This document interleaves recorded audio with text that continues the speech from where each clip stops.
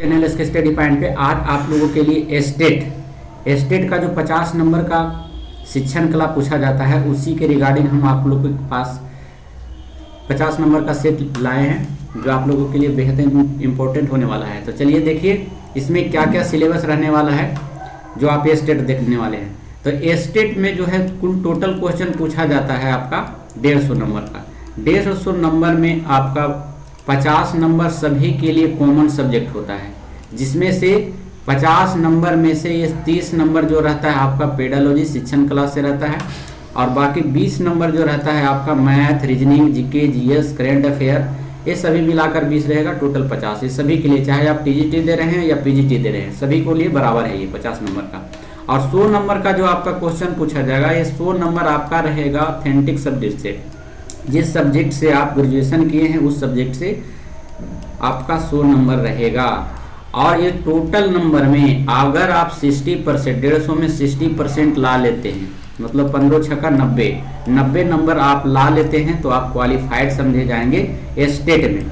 तो चलिए देर ना करते हुए इसको प्रैक्टिस करते हैं। और ये 30 नंबर बहुत ही भूमिका निभाएगा आपका रिजल्ट में, क्योंकि आप अगर यहाँ से 30 में से अगर 25 भी करते हैं और इधर 15 भी करते हैं तो 15, 30 या 40 नंबर यहाँ से आपको मिल जाएगा, 40 नंबर यहाँ से मिल जाएगा। और बाकी आप जो है 50 नंबर कर सकते हैं अपना सब्जेक्ट से, 50, 40, 90 नंबर। तो 90 नंबर में आपका कंफर्म रिजल्ट होना तय है। तो चलिए देखते हैं, यहाँ से सेट लगाने का प्रयास करते हैं और बस जुड़ जाए हमारे साथ। चलिए देखिए पहला क्वेश्चन है आपका, पियाजे ने कौन सा सिद्धांत प्रतिपादित किया था? तो पियाजे ने जो सिद्धांत दिया था वो संज्ञानात्मक विकास का सिद्धांत दिया था। ऑप्शन नंबर डी हो जाएगा। अगर जीन पियाजे की बात करें तो जीन पियाजे ने संक्रियात्मक अवस्था के 4 अवस्थाएं बताया था। पहला बताया था संवेदी पेशीय अवस्था, और संवेदी पेशीय अवस्था जो रहता है वो 0 से लेकर 2 वर्ष तक के बालक के बीच को कहा जाता है। और उसके बाद दूसरा नंबर जो है पूर्व संक्रियात्मक अवस्था के बारे में बताया था, जिसकी आयु जो होती है 2 से 7 वर्ष होती है। और उसके बाद मूर्त संक्रियात्मक अवस्था के बारे में भी जीन पियाजे ने बताया था, जो 7 से 11 वर्ष आयु दिया गया है उसमें। और उसके बाद अमूर्त संक्रियात्मक अवस्था के बात करें तो वह 11 वर्ष के बाद आता है बालकों में। तो ये सभी अवस्थाएं जीन पियाजे को दिया गया, इसीलिए जीन पियाजे को विकासनात्मक सिद्धांत का जनक माना जाता है। या फिर विकासात्मक सिद्धांत का जनक कहा जाए तो पियाजे, संज्ञानात्मक विकास का जनक कहा जाए पियाजे, अवस्था विकास का सिद्धांत किसने दिया? पियाजे। विकासीय अवस्था विकास किसने दिया? पियाजे। ये सभी आपको याद रखना है। इसके साथ साथ एक और फिलोसोफर की पूछ लेता है वाइगोत्स्की के बारे में। तो वाइगोत्स्की ने भी दिया था संक्रियात्मक अवस्था के विकास के बारे में बतलाया था, लेकिन उन्होंने कहा था कि सामाजिक और भाषा पर इसका प्रभाव पड़ता है, इसलिए सामाजिक और संस्कृति सिद्धांत का जनक पूछे तब आपका लेव वाइगोत्स्की हो जाएगा। अगर लॉरेंस की बात करें तो कोहेलबर्ग लॉरेंस ये नैतिक विकास के सिद्धांत का जन्मदाता माना जाता है। इन्होंने 3 स्तर बताए थे और 6 अवस्था बताए। 3 स्तर जो बताए थे परंपरागत, पूर्व परंपरागत और पक्ष परंपरागत। तो ये सभी आपको याद रखना है। नेक्स्ट क्वेश्चन है, मानसिक विकास के लिए अध्यापक का कार्य है। तो अध्यापक का कार्य क्या है? इसमें 2 कर देख लीजिए। तो इसमें छात्रों को सीखने से पूरे अवसर प्रदान करना चाहिए, ये भी सही है। दूसरा नंबर कह रहा है छात्र छात्राओं के शारीरिक स्वास्थ्य की ओर पूरा ध्यान देना चाहिए, ये भी सही है। और व्यक्तिगत भेदों की ओर ध्यान देते हुए उसके लिए समुचित वातावरण की व्यवस्था की, ये सभी है जो आपका तथ्य सही दिया है, इसलिए ऑप्शन नंबर आपका डी हो जाएगा। तीसरा नंबर क्वेश्चन कर रहा है विद्यालय का छात्रों पर क्या प्रभाव पड़ता है?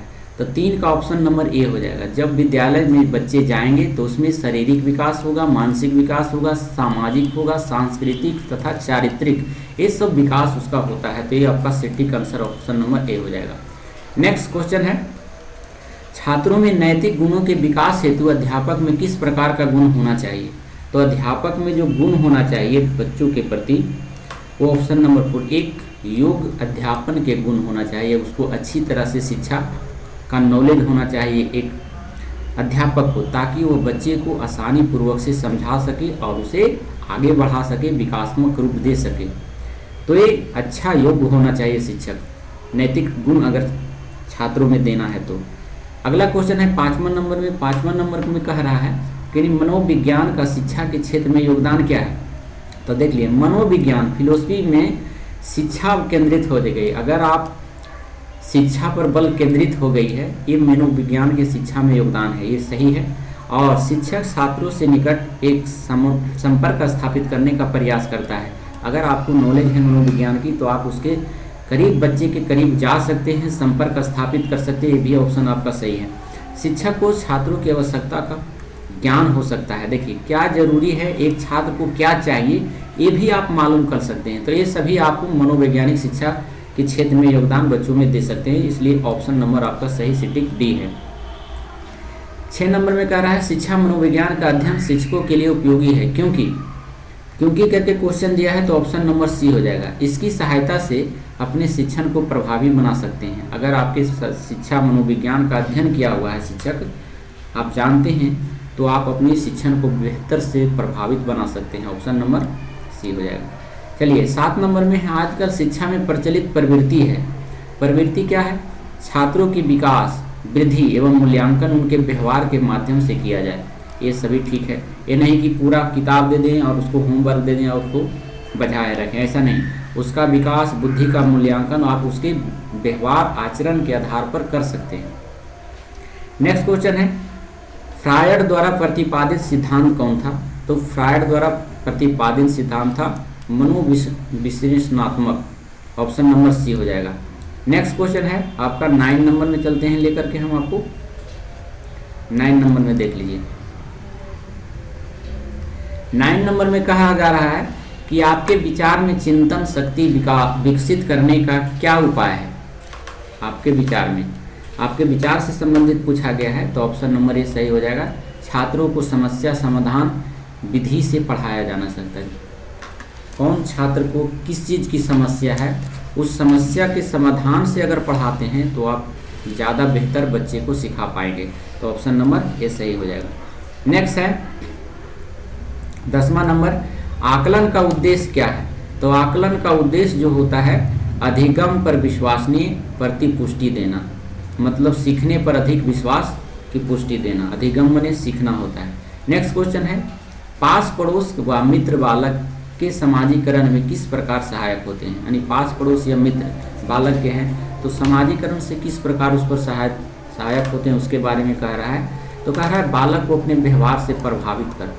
देखिए एक अच्छा समाजीकरण में, समाज में, वातावरण में अगर आप अच्छे चरित्र के हैं, अच्छे स्वभाव के हैं, अच्छे ज्ञानवर्धन आपके अंदर है, तो आप बच्चे को अपने आप से प्रभावित कर सकते हैं। तो ऑप्शन नंबर ए सटीक जवाब है। 12 नंबर में कह रहा है कि सर्वप्रथम बुद्धि परीक्षण का निर्माण कब किया गया था? ये बहुत ही इंपॉर्टेंट क्वेश्चन है, इसको आप स्टार लगा लेंगे। ऐसा क्वेश्चन पूछा जाता है। 1905 ईस्वी में जो हुआ था सर्वप्रथम बुद्धि परीक्षण का निर्माण शुरू हुआ था।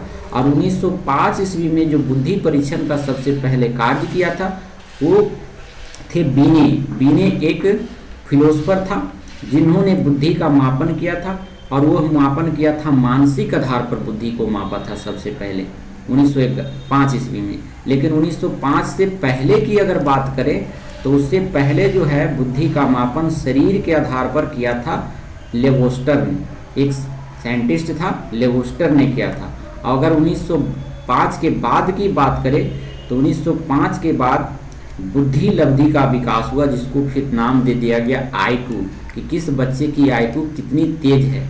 फिर 1905 ईस्वी के बाद हुआ, अर्थात 1911 ईस्वी में हुआ। तो 1905 के बाद 1911 ईस्वी में, है ना। और 1905 के पहले 1911 ईस्वी के पहले जो बात करें हम, तो उसको शरीर के आधार पर है जो बुद्धि को बांटा गया था, मापा गया था लेवोस्टर के द्वारा। चलिए नेक्स्ट क्वेश्चन चलते हैं हम लोग। अगर बुद्धि से संबंधित और कुछ जानकारी प्राप्त करना चाहते हैं तो हमारे कमेंट बॉक्स में लिखें, हम बुद्धि का एक चैप्टर आपको प्रोवाइड करेंगे। चलिए नेक्स्ट क्वेश्चन है 13 नंबर में। 13 नंबर आपका कह रहा है,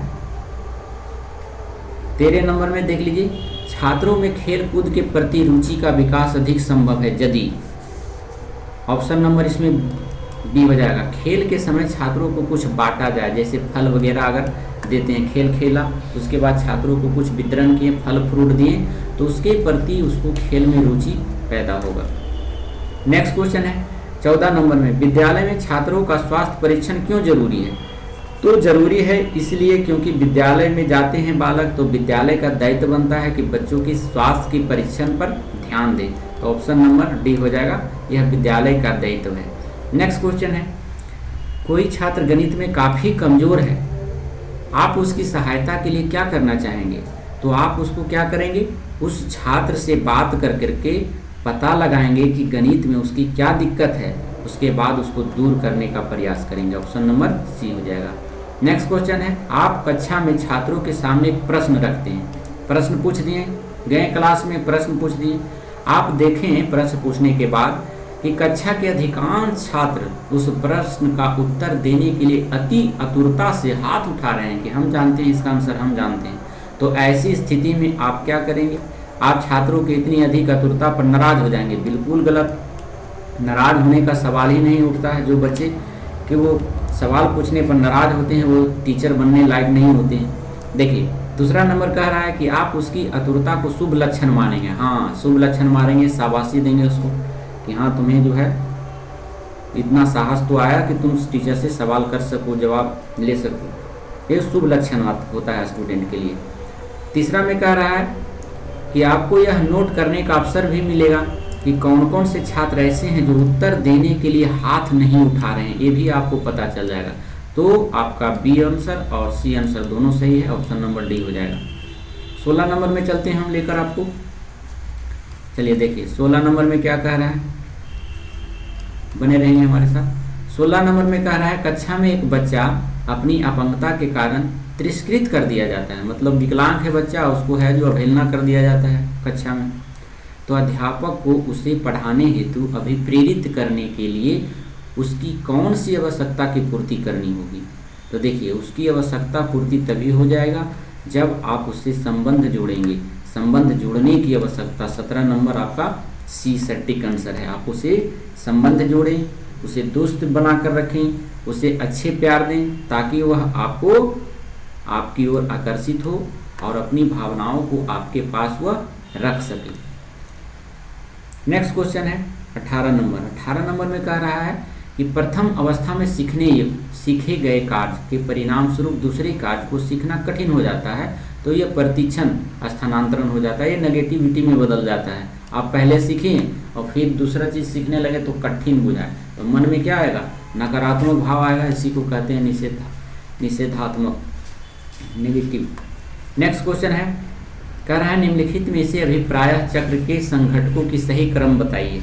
सही क्रम क्या है? तो ऑप्शन नंबर सी, कोई चीज़ की आवश्यकता होती है, आवश्यकता के बाद वो चलन में आता है और चलन होता है तो प्रोत्साहन हो जाता है, प्रोत्साहित मिलता है। तो ऑप्शन नंबर ए सी सटीक आंसर हो जाएगा। नेक्स्ट है, राष्ट्रीय शिक्षा नीति सबसे पहली बार आया था 1986 ईस्वी में। तो केंद्रित शिक्षा क्रम कॉमन कोर कैरिकुलम में तत्व सम्मिलित है, मतलब जब राष्ट्रीय शिक्षा नीति आया था उसमें क्या चीज़ शामिल किया गया था? तो उसमें भारतीय राष्ट्रीय स्वतंत्रता आंदोलन का इतिहास शामिल किया गया था, सही है। संवैधानिक उत्तरदायित्व शामिल किया गया था, ये भी सही है। और राष्ट्रीय अस्मिता शामिल किया गया था, तो ऑप्शन नंबर आपका सही हो जाएगा डी। ये सभी आपको सम्मिलित किया गया था राष्ट्रीय शिक्षा नीति। 2020 में राष्ट्रीय शिक्षा नीति भी आया, किसके अंतर्गत? तो ये कस्तूरी रंगन की अध्यक्षता में आया था, तो ये भी याद रखना है आपको। नेक्स्ट क्वेश्चन है, निम्नलिखित कथनों में से कौन सा विकास एवं अधिगम के बीच संबंध को सही प्रकार से सूचित करता है? 21 नंबर का ए आंसर सही हो जाएगा। विकास एवं अधिगम अंतः संबंधित और अंतः निर्भर होते हैं। तो देखिए ये ऑप्शन सटीक है, क्योंकि विकास तभी होगा जब आप सीखेंगे। अधिगम माने होता है सीखना, है ना। तो ये विकास और अधिगम एक दूसरे के पूरक होते हैं, संबंधित होते हैं। नेक्स्ट क्वेश्चन है आपका 22 नंबर में। 22 नंबर में कह रहा है कि समाचार पत्रों से कहानियाँ एवं कतरनों का चयन करना एवं प्रस्तुत करना जो पुरुष एवं महिलाओं दोनों को गैर परंपरागत भूमिकाओं में चित्रित करते हैं, निम्नलिखित में से किसके लिए एक प्रभावी रणनीति है? तो 22 का आंसर ए हो जाएगा। ए लैंगिक या जेंडर रूढ़िवादियों को सामना करने के लिए यह प्रभावित रणनीति है। नेक्स्ट क्वेश्चन 29 नंबर में चलते हैं। निम्नलिखित में से कौन सा प्रभावी अधिगम रणनीतियों के उदाहरण है? तो देख लीजिए, लक्ष्य रणनीति क्या माने सीखने के लिए, अधिगम माने सीखना, सीखने के लिए आप क्या रणनीति बनाएंगे उसके लिए कह रहा है। तो सीखने के लिए सबसे पहले हम लक्ष्य एवं समय सारणी निर्धारित करेंगे। हम अपना पढ़ने का तरीका निर्धारित करेंगे और उस लक्ष्य पर ध्यान फोकस रहेगा। ये सही आंसर दिया गया है। संगठनात्मक चार्टों एवं अवधारणात्मक नक्शे बनाना, ये भी सही है। और उदाहरणों एवं गैर उदाहरणों के बारे में सोचना, ये भी सही है। और हम उस साथी को समझना, हम उम्र साथी को समझना, ये भी आपका सटीक है। और स्वयं से प्रश्न करना, ये सभी आपको अधिगम रणनीति बनाने में सहायक होता है। तो ऑप्शन नंबर आपका सभी हो जाएगा आंसर। सभी देखिए दिया हुआ है डी में 1 2 3 4 5। उसके बाद हम लेके चलते हैं आपको 24 नंबर में। 24 नंबर जो आपका है यहाँ पर देख लीजिए। 24 नंबर, एक कक्ष में एक शिक्षक को क्या करना चाहिए। तो एक शिक्षक को क्या करना चाहिए, ऑप्शन नंबर इसमें हो जाएगा डी। उदाहरण और गैर उदाहरण दोनों देना चाहिए। अगर कोई सब्जेक्ट पढ़ा रहे हैं तो उसमें जो उदाहरण है उससे भी समझाएं और बाहरी दुनिया से भी उसे जोड़े, कनेक्ट करके बताएं ताकि उसे बेहतर तरीके से समझ में आए। नेक्स्ट क्वेश्चन है 25 नंबर में, शिक्षक को उत्तर पुस्तिका का मूल्यांकन कैसे करना चाहिए। तो 25 का बी हो जाएगा। देखिए, उत्तर पुस्तिका की जांच सावधानी पूर्वक करना चाहिए, ये सटीक आंसर है। और सभी छात्रों को एक औसत नंबर देना चाहिए, ये कहीं सही नहीं है दिखता है। उत्तर पुस्तिका का मूल्यांकन अच्छे छात्र को करना चाहिए, करवाना चाहिए। नहीं, आप खुद टीचर हैं तो टीचर का ही दायित्व बनता है कि आप कॉपी चेक करें, मूल्यांकन करें, किसी छात्र से ना करवाएं। तो ये गलत दिया हुआ है। कमज़ोर छात्र को अच्छे नंबर देना चाहिए, गलत जवाब है। उसे सिखाने का प्रयास करना चाहिए, नंबर देने से कुछ नहीं होता। तो आपका सटीक आंसर है सावधानी पूर्वक से जांचनी चाहिए। नेक्स्ट क्वेश्चन 26 नंबर में है, पुरुष और महिला की भूमिकाओं का निर्धारण समाज करता है। यह कथन बताता है, क्या बताता है, यह कथन बताता है लैंगिकता और समाजीकरण का अवतरण का। नेक्स्ट क्वेश्चन है, दिव्यांग जन अधिकार अधिनियम वर्ष डैश में लागू किया गया था। दिव्यांग कहते हैं विकलांग व्यक्ति को, उसके लिए सरकार ने एक एक्ट लाया था, एक अधिनियम लाया था। वो कब लाया था उसी के बारे में पूछा गया है। तो ये एक्ट जो लाया गया था 2016 में लाया गया था। और इसमें कहा गया था कि जो बच्चे दिव्यांग हैं, जो बच्चे दिव्यांग कैटेगरी का है, उन्हें सभी बच्चों के साथ क्लास में एक ही साथ बैठना है और एक ही साथ उसको शिक्षा के लेवल में लाना है, ना कि इसको बांट के दिव्यांग है तो उसको अलग क्लास ले। ऐसा एक टीचर की कभी भी नहीं करना चाहिए।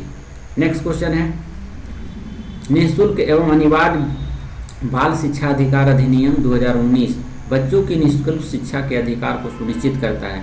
जब अधिनियम आया था शिक्षा का अधिकार 2019 में, लेकिन लागू किया गया था 2010 में, तो उसके तहत बोला था कि सरकार 6 से 14 वर्ष के बच्चों को निःशुल्क शिक्षा देगी। तो ऑप्शन नंबर इसका 20 सटीक आंसर है। 28 के बाद 29 नंबर में है, जिस दिए गए कार्य को करते समय बच्चे स्वयं आनंद लेते हुए अनुभव प्राप्त करते हैं तो उसे क्या कहा जाता है। तो 29 नंबर का कहा जाता है ड्रिल और अभ्यास का कार्य, उसी को कहा जाता है। नेक्स्ट 30 नंबर में कह रहा है, बहुसंवेदी शिक्षण अधिगम की प्रवृत्ति में अधिगम संवर्धन हेतु दृश्य, श्रव्य, स्पर्श और डैश संवेदनाओं का एक साथ प्रयोग किया जाता है। तो 30 का आंसर हो जाए गतिबोधक। नेक्स्ट क्वेश्चन है, अब आपका 30 नंबर का पेडालॉजी समाप्त होगा। अब जो मिसलेनियस क्वेश्चन आएगा उसमें से आपको रीजनिंग देखने को मिलेगा, मैथ मिलेगा और फिर इसके साथ साथ करेंट अफेयर भी इसमें रहेंगे। साथ आपका जो सब्जेक्ट है फिजिक्स, केमिस्ट्री, कहीं से भी क्वेश्चन दे सकता है। तो 20 नंबर को मिसलेनियस होता है। चलिए इसमें देखते हैं 31 नंबर को आप कैसे बनाएंगे। करें उन संख्याओं का चयन करें जो श्रेणी के प्रश्न चिन्ह के स्थान पर आ सकती है। यहाँ पर क्या आएगा, 2 गो प्रश्न चिन्ह है। तो देखिए यहाँ 97 में जो है 3 जोड़ दिया गया, 97 में 3 जोड़ दिया, कितना हो गया 101। फिर 101 में आपको 6 जोड़ दिया गया, तो कितना हो गया, यहाँ पर 6 जोड़ा और यहाँ पर पहले वाला में 3 जोड़ा था, यानी दुगना करके जोड़ रहा था, सॉरी 4 जोड़ा था। 97 4 और 101 हो जाता है। फिर 6 जोड़ा तो 107 हो गया।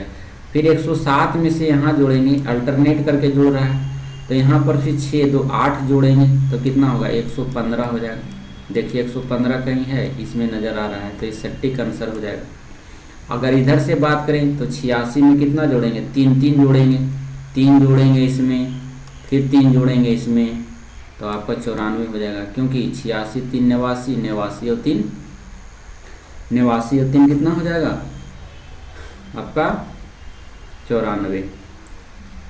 3 3 करके जोड़ा जा रहा है, 86 में जोड़ना है, 86 और 3 और फिर इधर जोड़िएगा 3,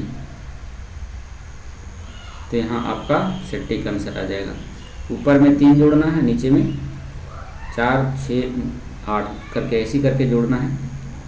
चलिए नेक्स्ट क्वेश्चन है 31 नंबर के बाद हम चलते हैं 32 नंबर में। 32 नंबर देख लीजिएगा आपका। 32 नंबर में क्या है, 32 नंबर में दिए गए 4 विकल्प में से 3 जो है संगत है, माने एक जैसा है, और एक असंगत है। संगत को पहचानना है। तो देखिए ये रूट में दिया है, ये रूट में है, ऑड नंबर है, ये ऑड नंबर नहीं निकलेगा रूट कभी, इसका निकल जाएगा 3 आ जाएगा, इसका रूट निकल गया, तो इसीलिए असंगत है। चलिए रक्ताल्पा रक्त से संबंधित है, तो अराजकता सरकार से संबंधित है। नेक्स्ट क्वेश्चन है राम श्याम 2 भाई है, ठीक है, और रेखा सरिता की पुत्री है। रेखा जो है सरिता की क्या है, पुत्री है। बने रहेंगे थोड़ा हमारे साथ। 34 नंबर का क्वेश्चन है, रेखा सरिता की पुत्री है, तो सरिता श्याम की पत्नी है, तो रेखा का राम से क्या संबंध है, तो रेखा राम का संबंध जो आएगा आपका भतीजी से आ जाएगा। 34 का 1 नंबर। 35 नंबर में देख लीजिए। 35 नंबर में देखिए यहाँ से इस टाइप से ऐसे कीजिएगा, ऐसे कीजिएगा, तो यहाँ देखिए ए में 3 जोड़े तो क्या आ जाएगा, डी आ जाएगा, और 13 में से 3 जोड़े तो कितना हो जाएगा, 16 हो जाएगा। उसी प्रकार से फिर ऐसे ऐसे करके जोड़ेंगे, ऐसे ऐसे, तो आपका ये सब सटीक आंसर। फिर उसी प्रकार से इसको कर लेंगे आप, 35 का बी हो जाएगा आंसर। चलिए मैथ आप लोग बनाते हैं, इसको सोल्व कीजिएगा, सी आ जाएगा इनका आंसर। 37 नंबर में भी मैथ है, ए आ जाएगा आंसर। 38 नंबर का डी आ जाएगा आंसर, आप लोग बनाते हैं मैथ। 39 नंबर का सी आ जाएगा। 40 नंबर का जो है आपका ये हो जाएगा आंसर 30 के जी। 41 नंबर में चलिए देखते हैं 41 नंबर में क्या कह रहा है। 41 नंबर में देखिए यहाँ पर आइए, 41 नंबर में कह रहा है कि छऊ बिहार के अतिरिक्त किस राज्य की भी लोक नृत्य है, तो देखिए ये है पश्चिम बंगाल का छऊ, और इसके साथ साथ छऊ उड़ीसा और झारखंड का भी लोक नृत्य है, इसे भी याद रखेंगे।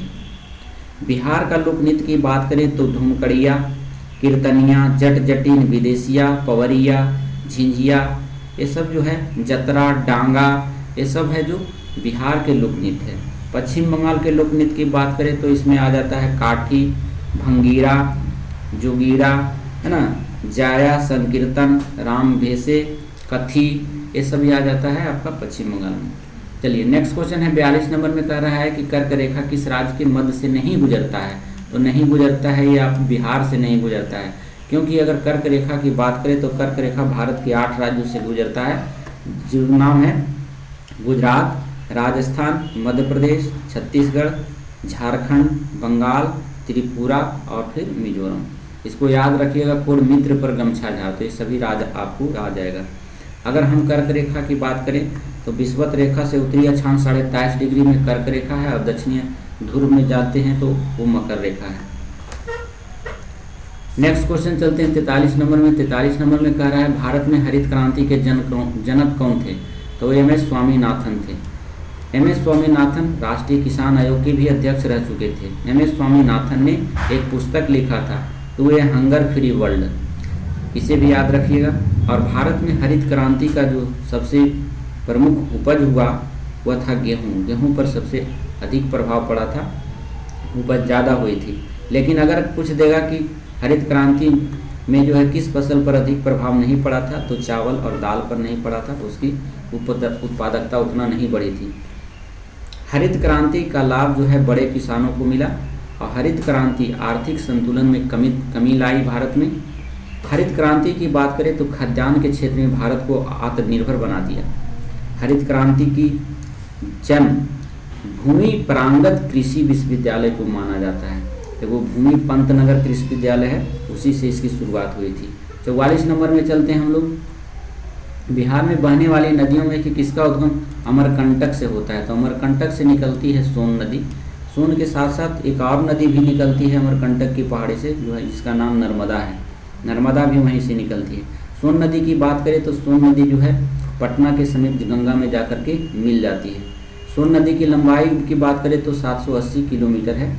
सोन नदी से एक नहर भी निकलता है, सोन नहर, जो बिहार का सबसे पुराना नहर है और इसका निर्माण 1870 के दशक में हुआ था सोन नहर का। कोसी नदी भी बहुत पूछता है। कोसी नदी गोसाईनाथ चोटी से उत्तर से निकलती है नेपाल से, और कोसी नदी कुर्सेला के दक्षिण पश्चिम में जाकर के गंगा में मिल जाती है। कोसी नदी की लंबाई की बात करें तो कोसी नदी की लंबाई 730 किलोमीटर है। नेक्स्ट 45 नंबर में कह रहा है विश्व क्रिकेट विश्व कप 2023 में सबसे ज़्यादा रन बनाने वाले खिलाड़ी कौन है? तो ये विराट कोहली है। विराट कोहली ने 2023 में सबसे ज़्यादा रन बनाए थे और प्लेयर ऑफ द टूर्नामेंट का खिताब भी अपने नाम किया था। वनडे अंतर्राष्ट्रीय क्रिकेट में सबसे ज़्यादा शतक जड़ने वाले दुनिया के इकलौते बल्लेबाज बन गए हैं। कौन? तो विराट कोहली। और उन्होंने सचिन तेंदुलकर के रिकॉर्ड जो 50 शतक बनाए थे उसका रिकॉर्ड को भी भंग कर दिए। नेक्स्ट है, अगर अभी तक बात करें तो भारत ने 2023 तक कुल 4 बार विश्व कप क्रिकेट खेल की मेजबानी की है। इसी के साथ है जो कुल 6 बार ऑस्ट्रेलिया अभी तक खिताब जीत चुका है विश्व कप का। नेक्स्ट, समतल दर्पण के लिए प्रतिबिंब है। तो समतल दर्पण के लिए प्रतिबिंब कहाँ बनेगा? आभासी और पार्श्विक और उल्टा बनता है, ऑप्शन नंबर सी। नेक्स्ट है मानव विकास सूचकांक यानी मानव विकास रिपोर्ट किसके द्वारा प्रकाशित की जाती है? तो UNDP united national development programme, जिसे हिंदी में संयुक्त राष्ट्र विकास कार्यक्रम भी कहते हैं, ऑप्शन नंबर सी हो जाएगा। लोथल स्थल पर हड़प्पा सभ्यता के अवशेष की खोज निम्न में से किसने किया था? तो एस.आर. राव ने किया था। देखिए यहाँ पर कह रहा है लोथल स्थल पर हड़प्पा सभ्यता के अवशेष की खोज कर पूछ दिया है, तो एस.आर. राव किया था। जबकि अगर आपसे पूछा जाए कि बताइए मोहनजोदड़ो की खोज किसने किया, तो आपका आंसर बदल जाएगा। अगर हम मोहनजोदड़ो की बात करें तो मोहनजोदड़ो का खोजकर्ता राखल दास बनर्जी था, जो 1922 ईस्वी में खोजा था। लेकिन वही हड़प्पा की बात करें तो हड़प्पा की खोजकर्ता तो दयाराम साहनी था, जो 1921 ईस्वी में किया था। लोथल भोगवा नदी के किनारे है, और लोथल एवं सुतगुड्डा, ये दोनों लोथल और सुतकोटदा सिंधु सभ्यता के 2 प्रमुख बंदरगाह भी थे, तो इसे भी याद रखेंगे। नेक्स्ट क्वेश्चन चलते हैं 49 नंबर में। गैलापैगोस द्वीप किस रूप में प्रसिद्ध है? तो 49 का डी हो जाएगा। यहाँ जो है पक्षियों के मल मूत्र के ढेर के रूप में प्रसिद्ध है। वहाँ पक्षी जितने भी हैं उसके मल मूत्र है जो ढेर किए जाते हैं। क्यों किए जाते हैं? क्योंकि गैलापैगोस द्वीप प्रशांत महासागर और भूमध्य सागर के आसपास फैला हुआ एक ज्वालामुखी द्वीप है। गैलापागोस द्वीप समूह इक्वाडोर के गैलापागोस प्रांत का निर्माण भी करते हैं, जिसके कारण ये प्रसिद्ध है। इससे संबंधित पक्षियों से संबंधित आप जान लीजिए, पक्षियों से संबंधित अध्ययन को ऑर्निथोलॉजी कहा जाता है। चार्ल्स डार्विन ने अपनी पुस्तक ओरिजिन और स्पीसीज में इसका वर्णन भी किए थे, इसीलिए चार्ल्स डार्विन को ओरिजिन ऑफ स्पीसीज के पिता कहा जाता है और प्राकृतिक चयनवाद का सिद्धांत भी कहा जाता है। नेक्स्ट क्वेश्चन और अंतिम क्वेश्चन है, निम्नलिखित में से कौन सी मिट्टी संरक्षण की एक विधि है? तो छाद कहा जाता है मिट्टी संरक्षण की एक विधि। मिट्टी के अध्ययन को विज्ञान पेडोलॉजी कहा जाता है और इससे संबंध पूछे जाते हैं। मिट्टी जो सबसे अधिक भारत में जलोढ़ मिट्टी पाई जाती है, और काली मिट्टी के बारे में भी पूछ दिया जाता है। काली मिट्टी को रेगुल मिट्टी भी कहा जाता है, जो कपास के उत्पादन के लिए बहुत अच्छी मानी जाती है, और यह जो है मिट्टी गुजरात और महाराष्ट्र क्षेत्र में अधिक मात्रा में पाया जाता है, तो इसलिए गुजरात और महाराष्ट्र कपास की खेती के लिए बहुत प्रसिद्ध है। तो इसी के साथ हम फिर मिलते हैं नए वीडियो के साथ, नए प्रैक्टिस सेट में स्टेट का। आप हमारे चैनल पर अगर नए हैं तो कृपया करके चैनल को सब्सक्राइब कर लें, ताकि जो भी हम वीडियो डालें वो सबसे पहले आपके पास पहुंच जाए, आप उसको प्रैक्टिस सेट लगाएं। क्योंकि आपका 50 नंबर जो पूछा जाता है वो चाहे आप कॉमन सब्जेक्ट है सभी को पूछा जाएगा, बाकी 100 नंबर का क्वेश्चन जो है आपको खुद आपका ऑप्शनल से रहेगा। तो फिर मिलते हैं नए वीडियो के साथ नए प्रैक्टिस सेट में। जब तक के लिए धन्यवाद। Thank you so much. Thank you for watching.